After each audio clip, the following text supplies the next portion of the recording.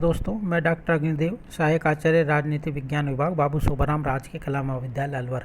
आज हमारी इस क्लास में हम बीए भाग तृतीय के द्वितीय प्रश्न पत्र अंतर्राष्ट्रीय संबंध के बारे में जानने का प्रयास करेंगे, जिसका पहला अध्याय है द्वितीय विश्व युद्ध और उसके कारण और उसका प्रभाव। तो आइए हम जानते हैं कि द्वितीय विश्व युद्ध और उसके कारण व प्रभावों का अंतर्राष्ट्रीय राजनीति पर क्या प्रभाव पड़ा। द्वितीय विश्व युद्ध का आरंभ 1 सितंबर 1939 को हुआ, जब हिटलर ने पोलैंड पर आक्रमण किया। यह युद्ध लगभग 6 वर्ष तक चला। जापान के हिरोशिमा व नागासाकी नगरों पर अणु बम गिराए जाने के बाद उसकी पराजय और आत्मसमर्पण के साथ इसका अंत आमतौर पर माना जाता है। यदि सूक्ष्म रूप से देखा जाए तो अलग अलग राष्ट्र अपने अपने हितों को देखते हुए संघर्ष में शामिल हुए और विभिन्न शत्रुओं की पराजय के साथ अलग अलग रण क्षेत्रों में इसकी समाप्ति एक मोटे कालखंड के भीतर हुई। जैसे 7 सितंबर 1941 को पर्ल हार्बर पर जापानी हमले के बाद अमेरिका युद्ध में शामिल हुआ, जबकि जून 1941 में सोवियत संघ पर जर्मन हमले के बाद सोवियत संघ रण क्षेत्र में कूदा। जून 1940 में फ्रांस ने जर्मनी के सामने समर्पण किया और पासा पलटने के बाद जर्मनी ने मित्र राष्ट्रों के सामने 8 मई 1945 को समर्पण कर दिया। इस तरह दिसंबर 1941 से मई 1945 तक युद्ध पूरे उफान पर था। मित्र राष्ट्रों में अमेरिका, ब्रिटेन, फ्रांस, सोवियत संघ और राष्ट्रवादी चीन थे। ब्रिटेन और फ्रांस के उपनिवेश अपने महाप्रभुओं की जरूरत के अनुसार युद्धरत रहे। जर्मनी द्वारा पराजित यूरोपीय राष्ट्र पोलैंड, चेकोस्लोवाकिया, हॉलैंड आदि राष्ट्र मित्र राष्ट्रों का संरक्षण ग्रहण करने के बाद एक तरह से इनके संधि मित्र और सहयोगी बन गए। दूरी राष्ट्रों में नाजी जर्मनी, फासीवादी इटली, जापान प्रमुख थे। इनके अनुचर के रूप में तुर्की आदि उनके द्वारा अधिगृहित प्रदेश शामिल थे। मसलन जर्मनी ने फ्रांस के विची नामक कठपुतली सरकार स्थापित की। इसी तरह जापान ने दक्षिणी पूर्वी एशिया में इंडोनेशिया, हिंद, चीन आदि में अपने अनुकूल प्रशासन संगठित किए और अपनी इच्छा अनुसार उपनिवेशवाद और विरोधी राष्ट्रवादी तत्वों को समर्थन प्रोत्साहन देकर द्वितीय विश्व युद्ध में अपने पक्ष में भाग लेने के लिए विवश किया। आज़ाद हिंद फौज, सुकर्णो हट्टा आदि की जोड़ी इसी का उदाहरण है। द्वितीय विश्व युद्ध के कारण। द्वितीय विश्व युद्ध के विस्फोट के अनेक कारण थे। प्रथम विश्व युद्ध की तरह ही इनके बहुत आसानी से तात्कालिक और बुनियादी कारणों में नहीं बांटा जा सकता है। कई विद्वानों ने यह सुझाने का प्रयत्न किया कि यूरोप में अल्पसंख्यकों का असंतोष और जर्मनी का पोलैंड पर आक्रमण युद्ध की लपटें भड़काने वाला सिद्ध हुआ, परंतु इसका संबंध युद्ध के विस्फोट के लिए सिराजीवों के आर्चड्यूक फ्रांस फर्नांडीज की हत्या से भी कम महत्व का है। वस्तुतः पोलैंड का अतिक्रमण और चेकोस्लोवाकिया के जर्मन सेनाओं को भेजा जाना ऐसी घटनाएं थी जिनका वास्ता पहले विश्व युद्ध के बाद संपन्न संधि समझौतों से है। नाजीवाद और फासीवाद का उदय किसी खास जातीय नस्लीय मानसिकता से नहीं हुआ, बल्कि प्रथम विश्व युद्ध के बाद तनाव पर नियंत्रण न पा सकने के कारण हुआ। तो इसके निम्नलिखित कारण द्वितीय विश्व युद्ध के बताए गए हैं। पहला है तुष्टीकरण की नीति। अधिकांश जनता आज इस गलतफहमी का शिकार है कि द्वितीय विश्व युद्ध के लिए सिर्फ हिटलर और मुसोलिनी जैसे सरफिरे तानाशाह नेता जिम्मेदार हैं। एक हद तक इस धारणा का पोषण विजय के बाद विजेताओं के गुणगान करने वाले इतिहास लेखन ने किया। यह प्रश्न पूछा जाना चाहिए कि क्यों समय रहते हिटलर और मुसोलिनी जैसे राक्षसों का उन्मूलन करने का कोई प्रयत्न नहीं किया गया। ब्रिटेन और कुछ हद तक उसके सहयोगी मित्र राष्ट्र जैसे फ्रांस और बाद में रूस भी तुष्टीकरण की नीति के पक्षधर है। इसका सबसे अच्छा उदाहरण म्यूनिख समझौता है। तत्कालीन ब्रिटिश प्रधानमंत्री नेविल चैम्बरलेन बेहद दब्बू किस्म के आदमी थे। जब वह 1936 में हिटलर से मिलने म्यूनिख पहुंचे तो उन्होंने अपनी वापसी पर बहुत गर्व के साथ ये घोषणा की कि मैं सम्मान के साथ शांति की व्यवस्था कर आया हूँ। कुछ समय बाद ही इस दमपूर्ण घोषणा का खोखलापन जग जाहिर हो गया तथा न सम्मान बचा और न ही शांति। म्यूनिख में चैम्बरलेन के राजनयिक आचरण को आज तक अवसरवादी और समझौता परिस्थिति का सबसे घटिया स्वरूप समझा जाता है। दूसरा, नाजीवाद व फासीवाद का उदय। नाजीवाद व फासीवाद के आविर्भाव के लिए सिर्फ तुष्टीकरण की नीति ही जिम्मेदार नहीं थी, और न सिर्फ इतना कहने से काम चल सकता है कि जर्मनी का मूल संस्कार ही लड़ाकू व विस्तारवादी है। इसके साथ अन्य देशों का टकराव असंभावी है। जर्मन की ऐसी हिंसक छवि के लिए नाजियों का नृशंस अमानुषिक आचरण एक सीमा तक ही उत्तरदायी है। तीसरा, वर्साय संधि के प्रति असंतोष। वर्साय संधि मूलतः अन्यायपूर्ण थी और उसने जर्मनी जैसे पराजित राष्ट्रों पर कमर तोड़ आर्थिक मुआवजों का बोझ डाला। परिणाम स्वरूप वाइमार गणतंत्र की असफलता पूर्व निश्चित हो गई। हिटलर जैसे कुटिल राजनीतिज्ञ के लिए राष्ट्रीय सम्मान की दुहाई दे सकना न केवल संभव बल्कि विश्वसनीय बन सका। जब हिटलर अपने देशवासियों को कुर्बानी के लिए ललकारता तो वह न केवल आत्मसम्मान एवं राष्ट्र गौरव के लिए बल्कि रोजमर्रा की जिंदगी चैन से बसर करने के लिए कमर कस रहे होते थे। राष्ट्रसंघ ने जर्मनी पर तो तरह तरह के प्रतिबंध लगाए, परंतु इसकी कोई व्यवस्था नहीं कि जन आकांक्षाओं की पूर्ति के लिए आर्थिक संसाधन उसे कैसे प्राप्त होंगे। चौथा, राष्ट्रसंघ की असफलता। राष्ट्रसंघ की असफलता ने जर्मनी नहीं बल्कि फ्रांस में भी घटनाक्रम को प्रभावित किया। प्रथम विश्व युद्ध के बाद शांति की पुनर्स्थापना इस अवसान के साथ हुई कि राष्ट्रसंघ सामूहिक सुरक्षा का प्रबंध करेगा, युद्ध का उल्लंघन करेगा और निशस्त्रीकरण के लिए नियंत्रण प्रयत्नशील रहेगा। इनमें से कोई भी आशा पूरी नहीं हुई। निराशा एवं खिन्न फ्रांस ने स्वयं अपनी सुरक्षा के लिए सशस्त्रीकरण का रास्ता चुना, जिसने हिटलर द्वारा सत्ता ग्रहण करने के बाद सशस्त्रीकरण की होड़ और तेज की। यह राष्ट्रसंघ की असफलता के कारणों का विस्तृत विश्लेषण करने की कोई आवश्यकता नहीं है, तथापि एक महत्वपूर्ण पक्ष की ओर ध्यान दिलाया जा सकता है कि राष्ट्रसंघ की स्थापना अमेरिकी राष्ट्रपति वुड्रो विल्सन की प्रेरणा और सह प्रयत्नों से हुई थी। बाद में स्वयं अमेरिका इस संगठन का सदस्य नहीं बना। प्रथम विश्व युद्ध का परिणाम अमेरिका की सैनिक भागीदारी से निर्णायक ढंग से प्रभावित हुआ था। अमेरिका शक्ति तथा साधनों के अभाव में राष्ट्रसंघ एक आदर्शवादी सपना भर रह गया था। चौथा, अंतर्राष्ट्रीय आर्थिक संकट। प्रथम विश्व युद्ध के बाद के वर्षों में यूरोप भर में सामाजिक उच्च श्रृंखला तथा राजनीतिक अस्थिरता बढ़ने के लिए आर्थिक संकट जिम्मेदार रहा। तेजी या मंदी आर्थिक जीवन के साथ जुड़ी रहती है, परंतु इसके इतने नाटकीय परिणाम विश्व इतिहास में इससे पहले कभी नहीं देखे गए। आर्थिक संकट का आरंभ अमेरिका से हुआ और शीघ्र पूरा विश्व इसकी चपेट में आ गया। प्रथम विश्व युद्ध के बाद जब शांति स्थापित हुई तो अनेक औद्योगिक इकाइयों का उत्पादन सरप्लस हो गया। दूसरी तरफ पराजित राष्ट्र युद्ध के ध्वंस के कारण माल खरीदने की स्थिति में नहीं थे। ऐसी स्थिति में महंगाई, मुद्रास्फीति, कालाबाजारी, तस्करी, बैंकों को ऋण की अदायगी में कष्ट स्वाभाविक थे। अनेक उद्योगपतियों ने अपना मुनाफा बढ़ाने के लिए शस्त्रीकरण, सैन्यकरण और विस्तारवादी विदेश नीति को रामबाण औषधि के रूप में ग्रहण किया। जर्मनी तथा जापान के औद्योगिक संगठन तानाशाही व साम्राज्यवादी शक्तियों के पोषक बने। छठा, जापान में सैन्यवाद का विकास। द्वितीय विश्व युद्ध के दौरान मित्र राष्ट्रों को जितना संकट नाजीवादी और फांसीवादी इटली से था, उतना ही पूर्वी प्रशांत मोर्चे पर जापान से था। यह अलग भी नहीं था। द्वितीय विश्व युद्ध को विश्व युद्ध में परिवर्तित पर्ल हार्बर नामक अमेरिकी नौसैनिक अड्डे पर जापानी हमले से किया गया।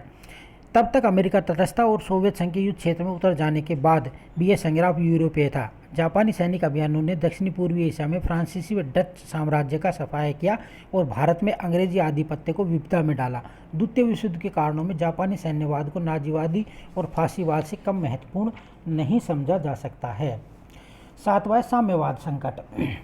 जापानी सैन्यवाद की तरह सोवियत संघ में साम्यवाद की स्थापना ने भी अप्रत्याशित ढंग से द्वितीय विश्व युद्ध के विस्फोट के लिए जमीन तैयार करी। 1917 के बाद से तमाम पूंजीवादी राष्ट्र रूस से क्रांति के निर्यात के प्रति आशंकित थे। उनके द्वारा समर्पित सफ़ेद सेनाओं ने सोवियत संघ में सैनिक हस्तक्षेप का प्रयत्न भी किया। इसके बाद रूस शत्रु के रूप में परिभाषित किया जाता रहा और उसकी घेराबंदी के प्रयत्न किए जाते रहे। इंग्लैंड तथा फ्रांस में अनेक लोगों का सोचना था कि यदि नाजी जर्मनी अपनी विस्तारवादी महत्वाकांक्षाओं का लक्ष्य रूस को बताता है तो इनके लाभ भी है। जर्मन में हिटलर ने जिस हिंसक तरीके से अपने साम्यवादी विरोधियों का सफाया किया था, उससे यह आशा प्रकट हुई कि हिटलर की उग्रपंथीता को सहन करना और उसके तुष्टीकरण के प्रयत्न इसी संदर्भ में समझे जा सकते हैं। आगे है युद्धकालीन सम्मेलन, शांति संधियाँ, उनका महत्व और संयुक्त राष्ट्र संघ। तो इसमें यह देखा जाएगा कि जो द्वितीय विश्व युद्ध था, उस द्वितीय विश्व युद्ध के दौरान विभिन्न प्रकार के शांति समझौते और विभिन्न प्रकार के सैनिक समझौते हुए और जिन्होंने संयुक्त राष्ट्र संघ की भूमिका तैयार की। तो आइए देखते हैं कैसे। पहला, लंदन सम्मेलन। जून 1941 में जब द्वितीय विश्व युद्ध अपने पहले चरण में था, लंदन में तब ब्रिटेन, कनाडा, न्यूजीलैंड, ऑस्ट्रेलिया, दक्षिण अफ्रीका आदि राष्ट्रमंडलीय देशों ने अंतर्राष्ट्रीय शांति और सुरक्षा की स्थापना के लिए एक अंतर्राष्ट्रीय संगठन का सुझाव दिया। दूसरा, अटलांटिक चार्टर। यह सम्मेलन अटलांटिक महासागर में एक युद्धपोत पर संपन्न हुआ। इसी कारण इसका ऐसा विचित्र नामांकरण है। इसमें भाग लिया ब्रिटिश प्रधानमंत्री विंस्टन चर्चिल, अमेरिकी राष्ट्रपति रूजवेल्ट थे। इस बैठक की प्रस्तावना मित्र राष्ट्रों द्वारा महायुद्ध में अपने उद्देश्यों को स्पष्ट करने के लिए की गई। इस परामर्श के बाद जो घोषणा की गई वही अटलांटिक चार्टर के नाम से विख्यात है। इसके प्रमुख प्रावधान थे, नाजी जर्मनी द्वारा जब तक पराजित देशों पोलैंड, फ्रांस और नाजी आक्रमण के शिकार नॉर्वे, सोवियत संघ जैसे देशों को प्रतिरोध क्षमता बढ़ाना, युद्ध के बाद हिटलर द्वारा स्थापित व्यवस्था तथा सभ्य समाज में सर्वत्र अनुमोदित कुछ सामान्य सिद्धांतों के आधार पर नई अंतर्राष्ट्रीय व्यवस्था के लिए प्रयत्न करना। इनमें से अंतिम प्रावधान में संयुक्त राष्ट्र संघ की आधारशिला रखी गई। इस अटलांटिक चार्टर में कुछ महत्वपूर्ण बातें अंतर्निहित थी। अमेरिका और ब्रिटेन दोनों ने यह बात स्पष्ट की कि युद्ध में उनकी कोई क्षेत्रीय महत्वाकांक्षा नहीं है और न ही वे इस देश पर उनकी इच्छा के विरुद्ध कोई व्यवस्था लादना चाहते हैं। तीसरा, संयुक्त राष्ट्र संघ की घोषणा। 1 जनवरी 1942 को वाशिंगटन में ये घोषणा की गई। अब तक पर्ल हार्बर के हमले के बाद अमेरिका भी युद्ध में सम्मिलित हो चुका था। फौजों की समुचित तैनाती और मोर्चे पर सैनिकों का मनोबल बढ़ाने के लिए मित्र राष्ट्र संयुक्त राष्ट्र में परिवर्तित हो गए। इस घोषणा में अटलांटिक चार्टर की भावना और स्थापनाओं को स्वीकार किया गया। चौथा, तेहरान सम्मेलन। यह सम्मेलन 28 नवंबर से 1 दिसंबर 1943 तक हुआ। इसकी विशेषता यह थी कि पहली बार तीनों बड़े नेता चर्चिल, रूजवेल्ट और स्टालिन ने किसी युद्धकालीन सम्मेलन में एक साथ भाग लिया था। नेक्स्ट है 5वां, याल्टा सम्मेलन। जब युद्ध अपने अंतिम चरण में था तो फरवरी 1945 में एक बार फिर तीनों बड़े नेताओं की बैठक याल्टा, क्रीम या अब रूस में हुई। इसमें अटलांटिक चार्टर और तेहरान समझौते में कही गई बातों का विस्तार किया गया, जैसे एक अंतर्राष्ट्रीय संगठन की स्थापना पर बल दिया गया। छठा है, सैन फ्रांसिस्को सम्मेलन। इसका आयोजन द्वितीय महायुद्ध की अवसान बेला 25 अप्रैल से 26 जून 1945 में हुआ। सम्मेलन को आरंभ में 4 आयोगों में बांटा गया और कुल 12 समितियां बनाई गई। इस तरह से यह सम्मेलन संयुक्त राष्ट्र संघ का जनक था। 7वां, पोट्सडेम सम्मेलन। पोट्सडेम सम्मेलन का आयोजन जर्मनी के बिना शर्त समर्पण के बाद जुलाई-अगस्त 1945 में हुआ था। आइए अब हम देखेंगे कि द्वितीय विश्व युद्ध का अंतर्राष्ट्रीय राजनीति पर क्या प्रभाव पड़ा। सबसे पहला, यूरोपीय प्रभुत्व का अंत। द्वितीय विश्व युद्ध का सबसे पहला परिणाम यह रहा कि अंतर्राष्ट्रीय राजनीति में यूरोप की बड़ी शक्तियों का वर्चस्व समाप्त हो गया। नेपोलियन युग के अंत से प्रथम विश्व युद्ध के विस्फोट तक यूरोप की 5 बड़ी शक्तियों के बीच शक्ति संतुलन अंतर्राष्ट्रीय राजनीति का सबसे बड़ा यथार्थ था। लेकिन अब यह जो शक्ति संतुलन था, ये यूरोपीय प्रभाव था, यह बिल्कुल से समाप्त हो गया और विश्व में अब 2 बड़ी शक्तियां उभर कर आई, एक सोवियत संघ और दूसरी अमेरिका। दूसरा, परमाणु युग का आविर्भाव। द्वितीय विश्व युद्ध की समाप्ति के पहले ही जापानी नगरों हिरोशिमा और नागासाकी पर परमाणु अस्त्रों का प्रयोग किया जा चुका था। इसने अंतर्राष्ट्रीय राजनीति को क्रांतिकारी ढंग से परिवर्तित कर दिया। सर्वनाशक परमाणु अस्त्रों के आविष्कार ने रेडियोधर्मिता जनित प्रदूषण के कारण स्वयं विजेता के अस्तित्व को संकट में डाल दिया और मनुष्य जाति के अस्तित्व पर एक प्रश्न चिन्ह लगा दिया। तीसरा, अफ्रो एशियाई देशों का जागरण। यूरोपीय प्रभुत्व के ह्रास के साथ ही शक्ति संतुलन के क्षय ने उपनिवेशवाद की समाप्ति की गति को तेज कर दिया। अनेक अफ्रो एशियाई देशों के उद्योग को द्वितीय महायुद्ध ने प्रोत्साहित किया। भारत, इंडोनेशिया, मिस्र आदि इसी श्रेणी में आते हैं। चीन में साम्यवादी सरकार का गठन भी इसी आधार पर हुआ। चौथा, क्षेत्रीयता या जातीय संस्कार की पुष्टि। द्वितीय विश्व युद्ध ने जहां एक और समस्त भूमंडल की एकता व आत्मनिर्भरता को रेखांकित किया, वहीं उसने विभिन्न मोर्चों के बंटवारे के साथ क्षेत्रीय विशेषता और जातीय संस्कार को भी पुष्ट किया। पांचवा, तकनीकी वैज्ञानिक प्रगति। द्वितीय विश्व युद्ध के दौरान सामरिक प्राथमिकताओं ने वैज्ञानिक व तकनीकी शोध को तीव्र बनाया। रडार, जेट विमान, रेडियो तथा टेलीविजन प्रशासन जैसे क्षेत्रों पर जितने बड़े पैमाने पर पूंजी निवेश किया गया वह शांति काल में संभव नहीं था। और यही परिणाम है कि परमाणु विज्ञान में भी मित्र और दूरी राष्ट्रों ने इस बात का अच्छी तरह से एहसास हो गया था कि जो खेमा विज्ञान व तकनीकी आविष्कारों की इस दौड़ में पिछड़ेगा वही अंततः पराजित होगा। छठा, सांस्कृतिक प्रभाव। द्वितीय विश्व युद्ध का विश्लेषण करते समय अधिकांश विद्वान अपनी दृष्टि को राजनीतिक घटनाक्रम तक ही केंद्रित करते हैं, लेकिन द्वितीय विश्व युद्ध का विभिन्न राष्ट्रों की संस्कृतियों पर भी अलग अलग प्रभाव पड़ा। वस्तुतः एक अंधे युग का सूत्रपात किया गया। उसी तरह द्वितीय महायुद्ध के बाद के वर्ष निराशा, हताशा एवं विश्वव्यापी कुंठा का युग था। सेरेन कीगार्ड जैसे अपेक्षाकृत गौण व दूर दार्शनिक का अस्तित्व चिंतन यूरोप तथा अमेरिका में लोकप्रिय बना। ब्रह्मांड में मनुष्य के अस्तित्व की नगण्यता और अर्थहीनता की अनुभूति ने धार्मिक व नैतिक मूल्यों का तेजी से ह्रास किया और सामाजिक उच्च श्रृंखला को पनपाया। उसने जहाँ एक और पश्चिमी पूंजीवादी समाज में टोडी बेज, बीटोनिक और आगे चलकर हिप्पियों की प्रतिष्ठा दिलाई, तो दूसरी ओर साहित्य और कला के क्षेत्रों में अमूर्तनाओं, स्वाय, सुखाय तथा निरंकुश उद्गारों की अभिव्यक्ति वाली कृतियों को सृजन और प्रोत्साहित किया। दूसरी ओर इन प्रवृत्तियों के प्रतिक्रिया स्वरूप समाजवादी देशों में संबल देने हेतु सर्वोच्च नेता की व्यक्ति पूजा आम हुई। सोवियत संघ में स्टालिन, चीन में माओ, यूगोस्लाविया में टीटो का करिश्माई व्यक्तित्व रहा।